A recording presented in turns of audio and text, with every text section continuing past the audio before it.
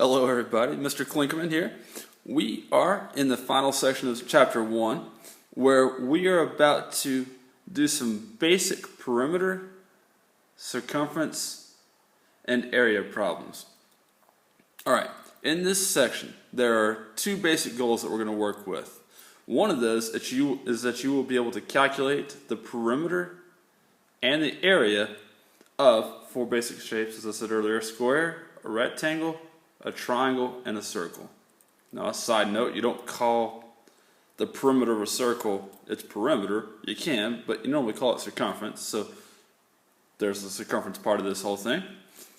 And then in the next video, we're going to look at goal 2, where we're going to be able to use the perimeter and area formulas that we're going to learn here to solve problems about squares, rectangles, triangles, and circles. And that could be if I know what the area of a square is, what are the lengths of the sides, that type of thing. Let's jump right into it. First thing we need to discuss is what do we mean when we're trying to say we're finding the perimeter and when we are finding the area of a figure. And I'd like to try to illustrate that. When we're talking about perimeter, you ought to know that you're talking about the distance around a plane figure. And by plane figure, I mean a figure that fits in a two-dimensional plane. Alright, and the distance around then, for this figure, is what I'm tracing out right here. And when you calculate that distance, you calculate the perimeter of the figure. Whereas when we're talking about the area of a plane figure, what we're talking about is how much space, two-dimensional space, is on the interior of that figure.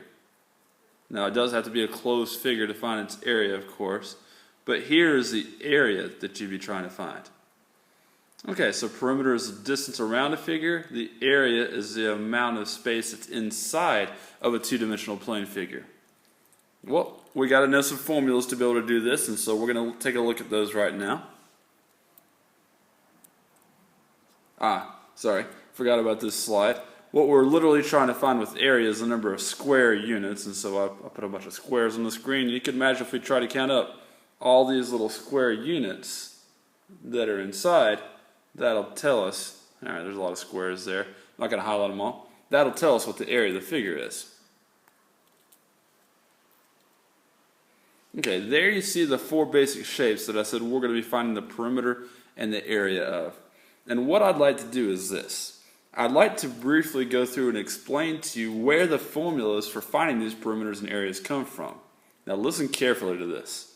I expect you to know these formulas. I will not give them to you for a quiz or for a test because they're super easy, and I'm going to explain to you where they come from. And they are so fundamental to everything else that you do in algebra, trigonometry, and so forth. You use these formulas all the time. I can't just let you not know these formulas by spoon feeding them to you. So, pay careful attention. They make sense. Use these formulas, memorize them. And the formulas depend on the dimensions, the way you label the dimensions for each particular figure. For instance, whenever we talk about a square, you know that a square is a regular quadrilateral, if we use the terminology from the previous section.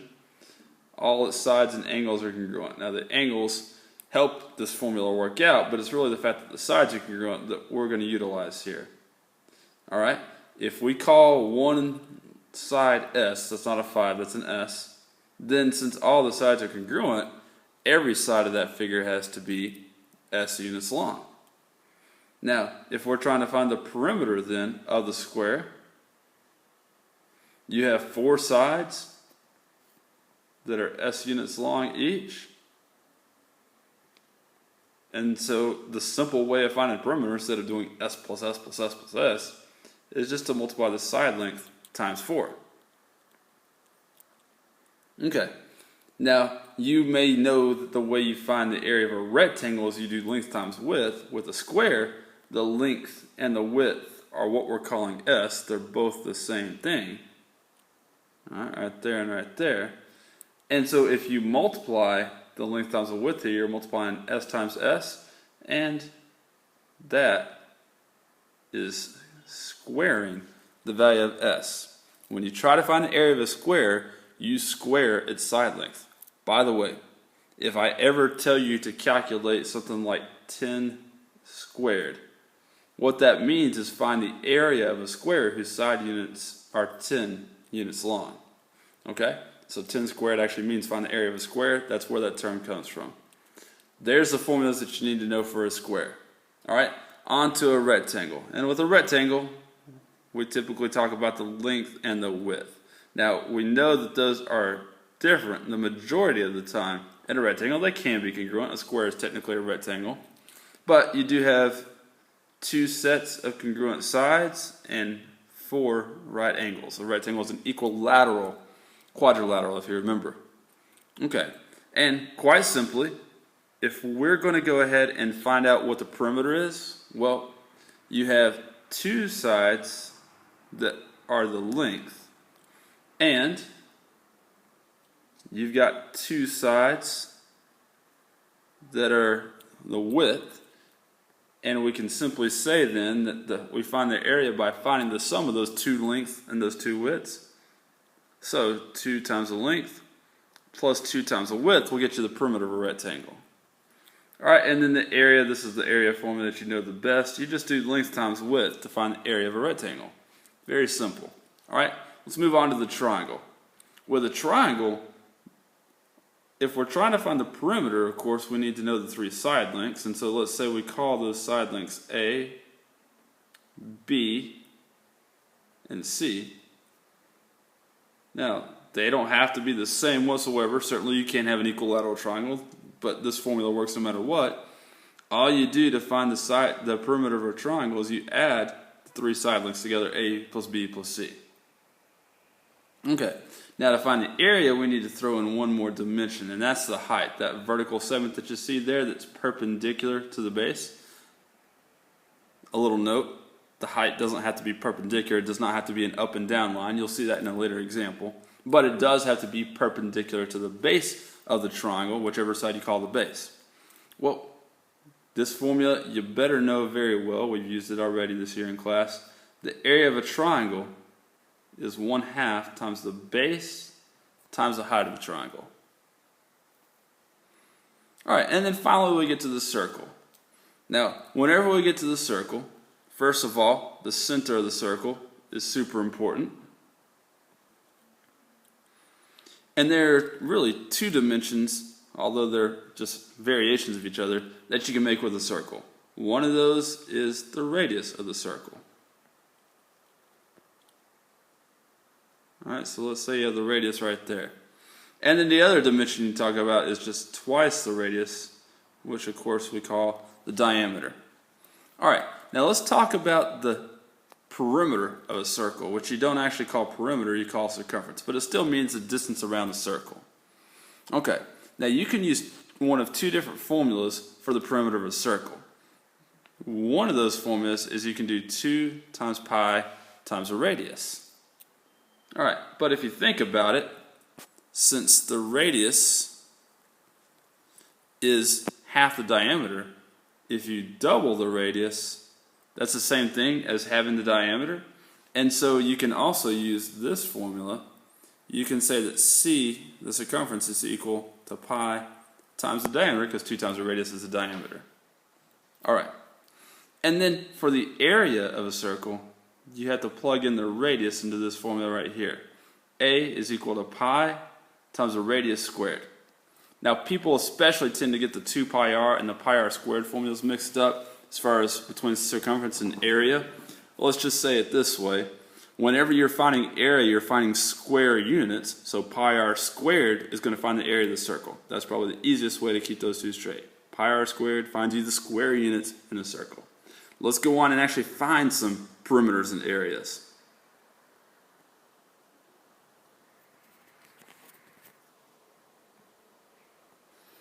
Okay, here you see a rectangle and a circle, and we're going to find the perimeter and the area of each. Let's start off with the rectangle. That's a 4 centimeters side down in there. If we want to find the perimeter of the rectangle, we just have to do twice the length plus twice the width.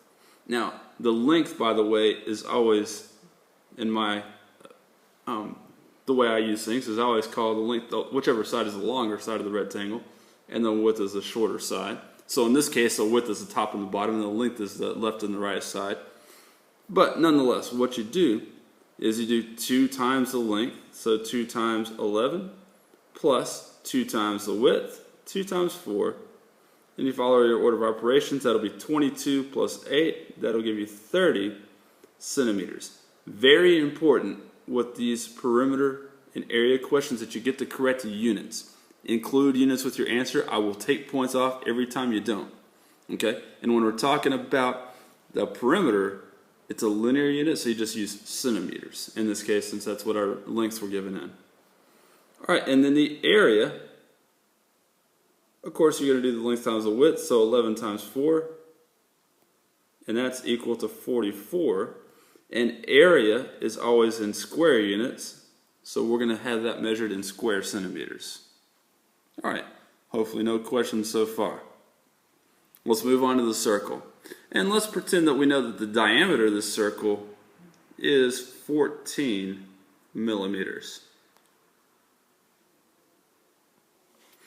Now first we're going to find the perimeter, or really the circumference of this circle, and we can use either of the 2 formulas that we looked at on the previous slide. But since we're given the diameter, alright, that is the diameter right there, it makes the most sense to just go ahead and use the pi times diameter formula. Now pay careful attention to what I'm going to do right here. You are not currently allowed to use calculators, and so this is going to be a big help to you, what I'm going to show you. What we're going to do when we are using the number pi in our calculations with circles is we're going to leave our answers in terms of pi. Meaning we're not going to change pi to 3.14, which is just an approximation of pi anyway. We're going to leave our answer as an exact value. Alright, now let me show you that. The circumference would be equal to pi times 14. And all we're going to do is we're going to say that that's 14 pi. That means that the circumference is 14 times whatever pi actually is. And you know that pi has an unlimited number of decimal places.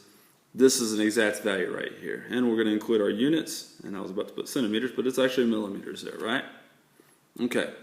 So our circumference, 14 pi millimeters. Well, now we need to find out what the area is. And we're going to use the pi times radius squared formula for that. And again, we're not actually going to change pi to 3.14. We're just going to leave it as pi. Remember, our diameter is 14 millimeters, so we need to cut that in half to find the perimeter. That's going to give us 7. So pi times 7 squared, and 7 squared is 49, so we're going to get 49 pi. And then I'm running out of room to write this. Does that fit on the screen? Yes, it does. Square millimeters. Area is always a square unit of measure.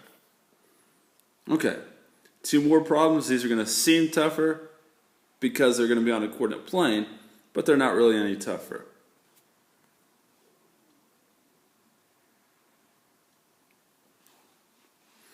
Alright, we're still trying to find the perimeter and the area of the shaded figure.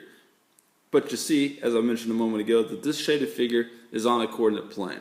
Now I'm going to take a moment and write the coordinates of the 4 vertices of this figure down.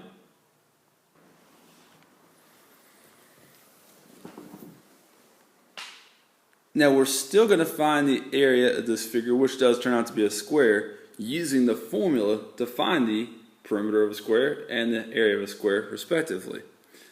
But we have to figure out how to calculate the side length of the square in order to make that happen. Because remember, to find the perimeter, for instance, you have to know 4 times the side length.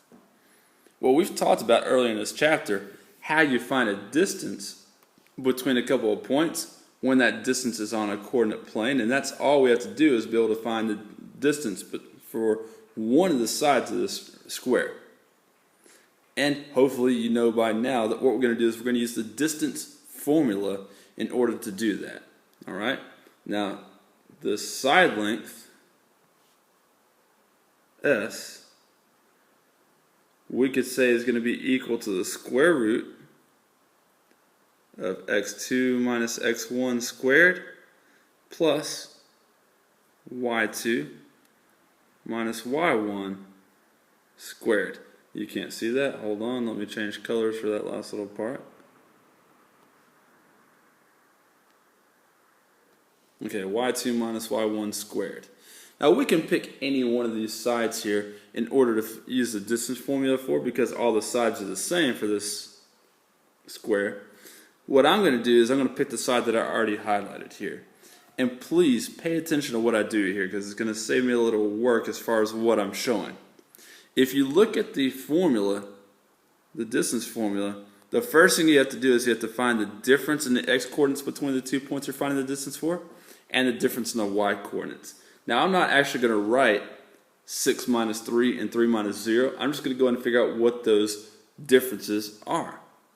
Okay, and like I said, if we're looking at x2 minus x1, well, we're subtracting 6 minus 3, and 6 minus 3 is just 3, so I'll have the square root of 3 squared plus, then we'll take a look at the y-coordinates, so we'll just find the difference between those. 3 minus 0 is 3 again, so we'll just have another 3 squared there. And that's going to give us the square root of 9 plus 9, or the square root of 18, and we can actually leave the answer like that. Okay, now the perimeter then is going to be 4 times the square root of 18. And since we don't have calculators to use right now, that's an acceptable answer for us. Alright, now if you wanted to go ahead and approximate the square root of 18, you could get a decimal answer for this, and that's fine. You would get 4 times the square root of 18 is probably close to 4.2, would be a good approximation. And that would be 16.8. Whichever way you determine you want to leave your answer, though, whether an exact value is 4 square root of 18 or an approximate 16.8, you want to make sure you include units. Of course, in this case, I didn't tell you it's centimeters or anything, so you're just going to write units. Units. Okay? Now that's the perimeter. We're going to find the area. And remember, to find the area of a square, you're just literally going to square its side length, multiply it by itself. So, our area is going to be the square root of 18 squared. And I hope you know this by now, that if you ever square something that's underneath the square root, what's going to happen is that the square root and the square are essentially going to cancel one another out. And I'll explain why as we go through this. But the result is going to be that you're just going to get whatever was underneath that square root sign, which is 18, and then we're going to get units squared. Now I'm not going to write this out, the explanation. I'm just going to verbalize it. So listen, if you multiply the square root of 18 times the square root of 18, you get the square root of 324.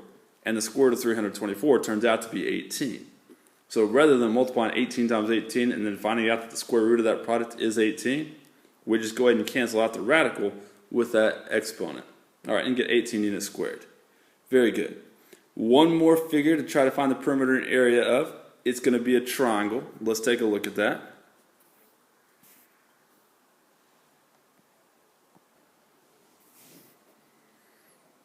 And in order to find the perimeter of this triangle, you know that we need to add the 3 side lengths together. So if we called this side A and this side B and this side C, we would need to know how long each of those are.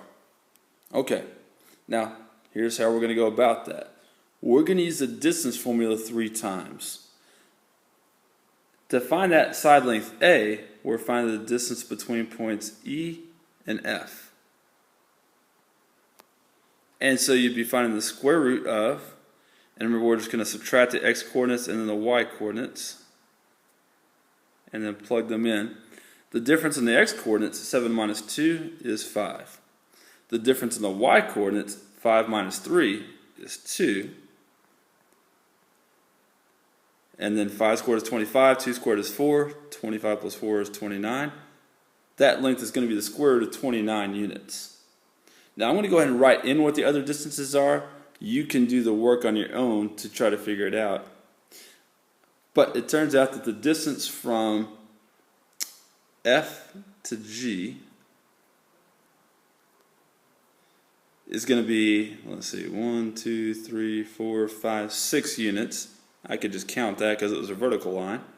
And then the distance from E to G, hopefully you've already figured this out on your own because you paused the video. The distance from E to G is going to be the square root of 41 units. Alright, so then the perimeter is going to equal the square root of 29 plus 6 plus the square root of 41. Now I can let you leave the answer like that because again you don't have calculators, or you can approximate those two radicals. The square root of 29 we could say is about 5.4. It's a pretty good approximation. The square root of 41, we could say that's about 6.4. I think that's a pretty good approximation. And so the perimeter would be about 12.4 plus 5.4, 17.8 units.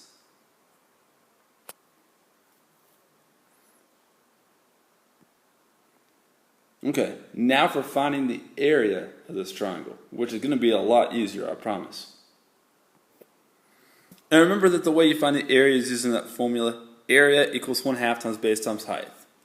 Okay, now here's why I'm saying that it's actually going to be very easy to find the area of this triangle that's in this coordinate plane. You are allowed to use any side of a triangle that you want to for the base.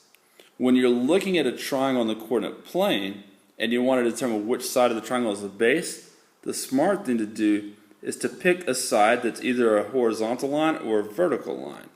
The reason being is that you can just count the distance of a horizontal or vertical line. Now, you can see that the one that I drew here is the one that we said earlier is 6 units long. The other advantage to picking that vertical line for a base is that whenever you make the height of a triangle always has to be perpendicular to the base. What we can do is just go to the opposite vertex on that base, and we could draw a horizontal line across, and that's going to give us the height of this triangle. And since that's a horizontal distance, we can just go ahead and count, and you can see that there's 1, 2, 3, 4, 5 units there. Okay, so the base was 6 units from top to bottom, from F to G. And then the height from E across to that base was 5 units. Now 1/2 of 6 is 3, 3 times 5 is 15. That means we got 15 square units for the area of that rectangle. Alright, you should at this point know the formulas for the areas and perimeters of squares, rectangles, triangles, and circles, and you should be able to use those formulas effectively, whether it's just a figure that's drawn or whether it's a figure that's drawn on a coordinate plane. Good luck. Thanks for your attention.